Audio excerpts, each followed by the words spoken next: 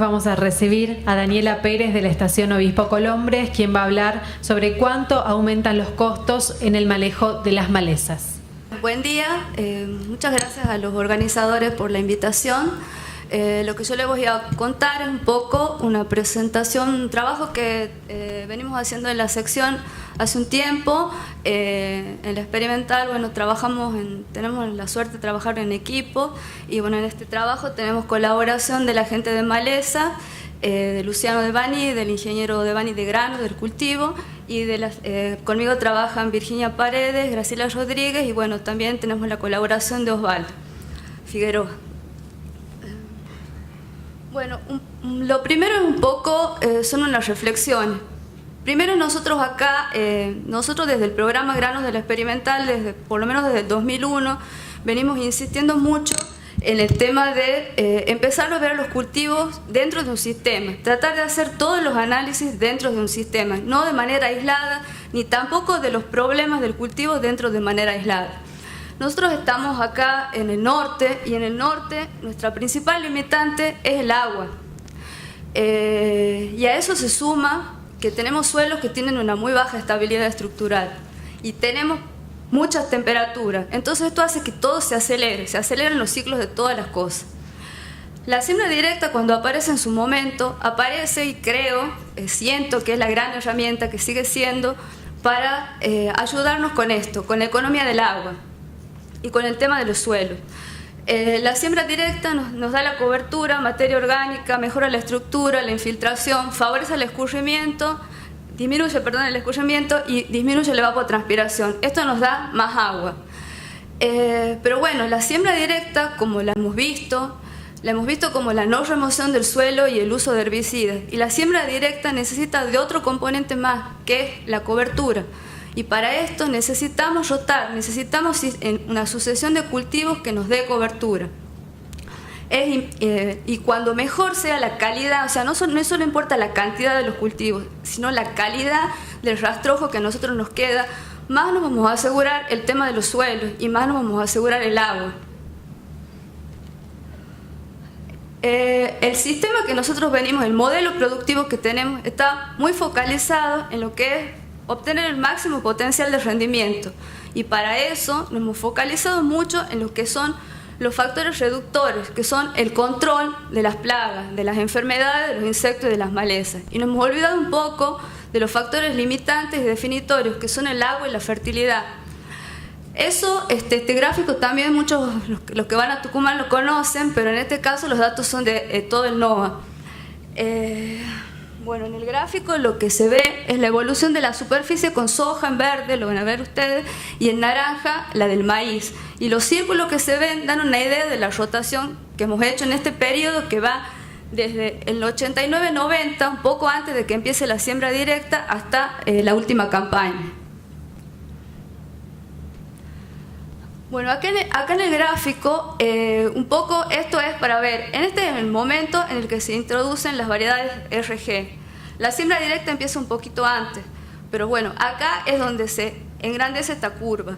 Y acá es donde el maíz se queda quieto, y estos son los niveles de rotación que hemos tenido en ese periodo. Cuando los niveles, es deseable que tengamos más de este nivel, que estemos en un 30 y hasta en un 50 en nuestra zona, depende de la zona, pero por lo menos tendríamos que tener por arriba de un 20% de rotación. Todo este tiempo hemos estado por acá, hasta que por lo menos allá en Tucumán ha aparecido y nos ha acomodado las ideas, entonces hemos empezado a aumentar la rotación con maíz. Acá en Salta y Santiago puede haber habido un incremento del maíz también, porque han aumentado mucho la producción animal, cosa que en Tucumán no ha pasado. Y bueno, hemos vuelto a estos niveles que son los niveles más deseables, digamos. Otra cuestión acá, la fertilización. Este es de la encuesta Fertilizar para el 2015, este es para el NOA. En Tucumán ya nos da un poquito más alto este nivel para la encuesta que nosotros hemos hecho para esta campaña, pero estamos en un 13% de fertilización con fósforo. La soja es una gran extractora de fósforo, y más con las potencialidades de los cultivares que tenemos ahora. Esto es algo que no tenemos que descuidar, porque estamos afectando directamente el suelo con lo que estamos haciendo. Esta gráfica lo que muestra es, bueno, como les decía, estamos a 900 kilómetros del puerto, de base en Tucumán. De acá del norte, de Salta, estamos más lejos todavía. Esto nos incide mucho, a diferencia del resto de la producción. Estoy muy focalizada en la soja porque ha sido el cultivo principal de invierno, de granos acá en la región. Y bueno, las decisiones que tomamos dependen de las presiones del ambiente, de las presiones bióticas, del proceso de cultivo, y también hay muchas estrategias de subsistencia y responden también a posicionamientos económicos.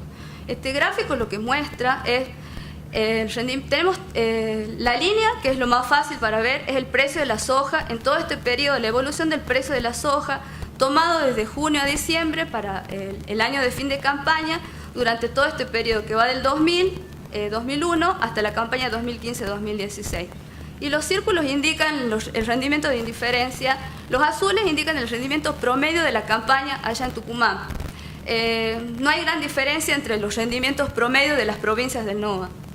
Y los círculos, el verde y el gris, indican el rendimiento de indiferencia, o sea, las toneladas que yo necesito para cubrir los costos. En el caso de la verde es cuando yo estoy trabajando en tierra propia y la gris es la situación en arriendo. ¿Esto para qué lo mostramos? Porque cuando nosotros más lejos tengamos lo gris y lo verde de lo azul, mejora nuestra rentabilidad. O sea, como vemos, hemos tenido un periodo interesante donde nuestra rentabilidad ha sido razonable. Y después caemos en esta parte donde vemos que todos los grises están por arriba del azul, o sea que, salvo la campaña que acaba de finalizar.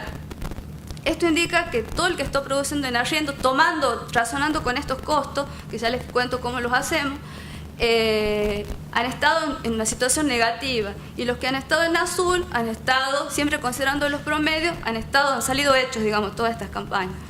Sin embargo, si se acuerdan de la gráfica anterior, siempre decimos que es una cuestión política, pero en esta parte empieza a aumentar el maíz y mejora la rotación, y está dado por la presión de una plaga que es el picudo. Los costos estos, nosotros, como para contarles un poco cómo los hacemos una encuesta y vemos cuál ha sido el manejo más representativo de la campaña. Y también tenemos el asesoramiento de la gente de la sección granos de la experimental. Entonces, en función a eso, hacemos los costos para esa campaña. En base a eso están sacados estas toneladas que habríamos necesitado para cubrir los costos en cada una de esas campañas. Bueno, esta es otra gráfica de evolución de costos. Esta es el otro rendimiento de indiferencia. Estas ya son curvas de costos. Comparando siempre para Tucumán, caña de azúcar en azul, en naranja está el maíz y en verde está la soja. Como ven, en todo el periodo había un incremento importante de los costos. El mayor ha sido en soja, que tomando los extremos del 117, el maíz del 80 y la caña del 41. Si tomamos los promedios por año que han ido creciendo, también 2 la caña, 4 el maíz y 5 la soja. Si nos enfocamos en la soja, acá esta curva muestra, digamos, las barras muestran lo mismo que la curva, pero desglosado por cada uno de los rubros. Si nosotros vemos, tomando los extremos de nuevo, lo que más ha crecido de nuevo es el control de maleza, un 220%. De ahí nos vamos a lo que es administración y control de insectos, que estamos acá. Y promedio por año han ido creciendo entre un 7 y un 8%. Si nosotros tomamos al principio del periodo, 2000-2001, las malezas representaban, el control de malezas representaba el 12%, los insectos el 11%. Y ahora estamos en 17, un 15%, y el total que hace factores reductores está en un 35%. Cuando vemos por qué han aumentado el costo de las malezas, si es por las aplicaciones o porque han aumentado mucho el precio de los productos, acá tenemos 4 gráficas. Las 2 de arriba nada más para mostrar en mayor periodo de años cómo se han comportado los precios de los herbicidas.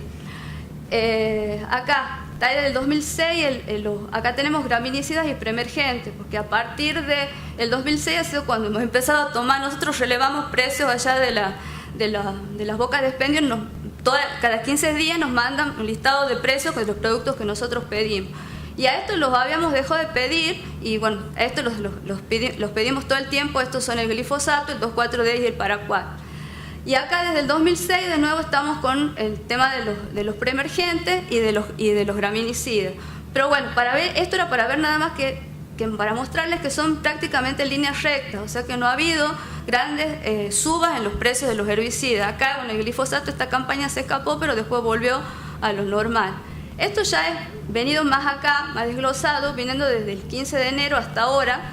Acá tenemos un producto como el paraquat, que vemos que, como ya Osvaldo lo había dicho, bajó mucho el precio.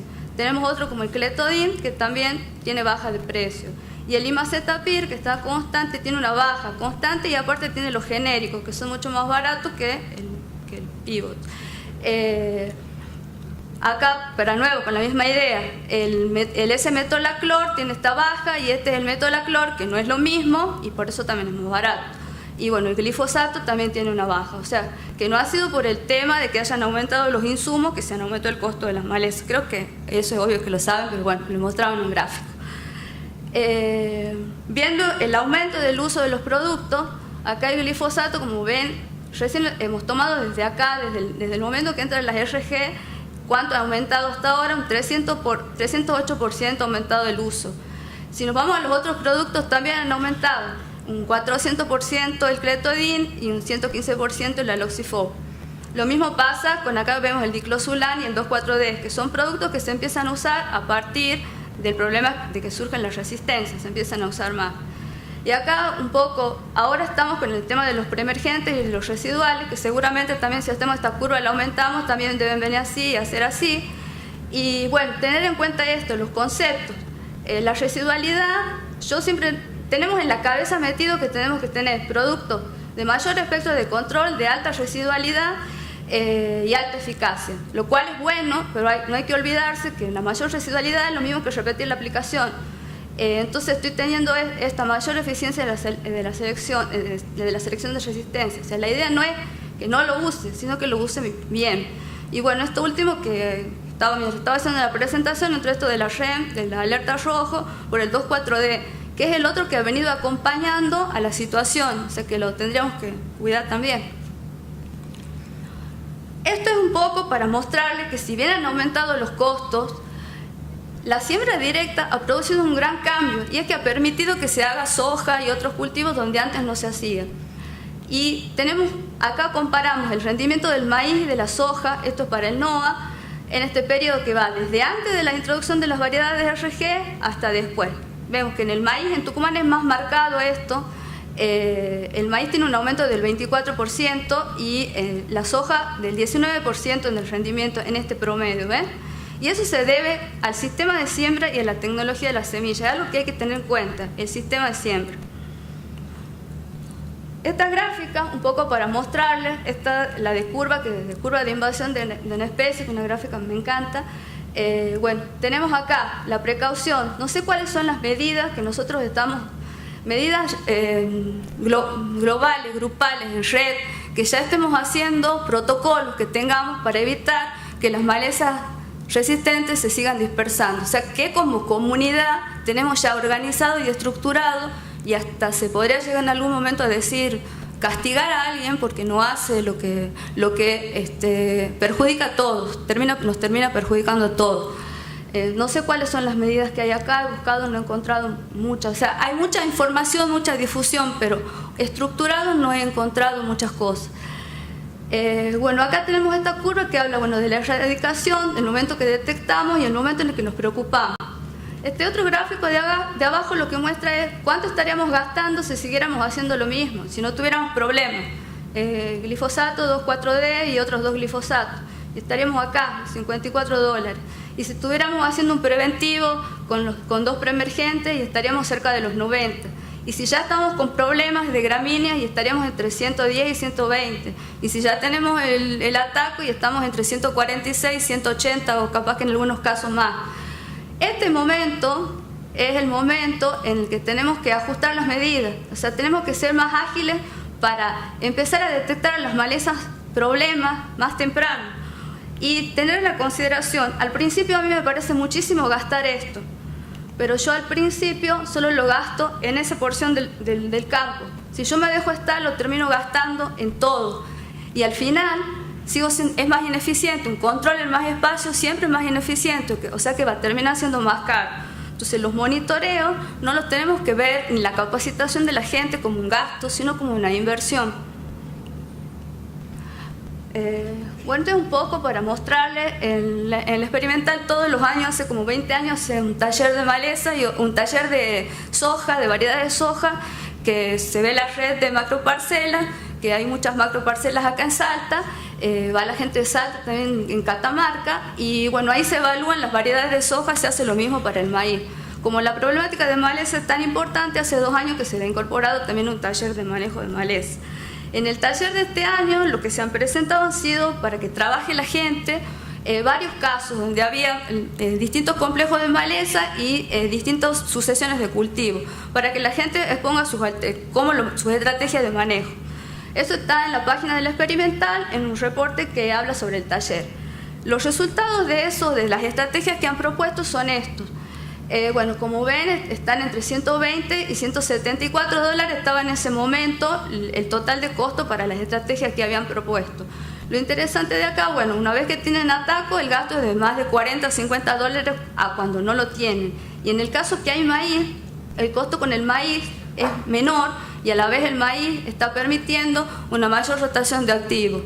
Aparte de todas las otras ventajas que tiene el maíz, si yo hago un maíz, seguramente la soja que va a venir después me va a rendir, estos ya son datos de CREA de muchos años, de muchos lotes, entre 100 y 900 kilos, en promedio unos 450 kilos, y cuando el año es más seco se ve más el resultado. Por otro lado, el maíz es el mejor insecticida para el picudo negro, entonces me está aportando, si yo le quiero decir, lo que me ahorro en costo, casi 250 kilos de soja. Este está abajo, responde a lo mismo, el amarillo que el verde, nada más que esto estaba hecho para agosto y ahora estamos en noviembre y ha habido una baja del precio de los productos, así que ha bajado más o menos 20 dólares, pero la tendencia se mantiene.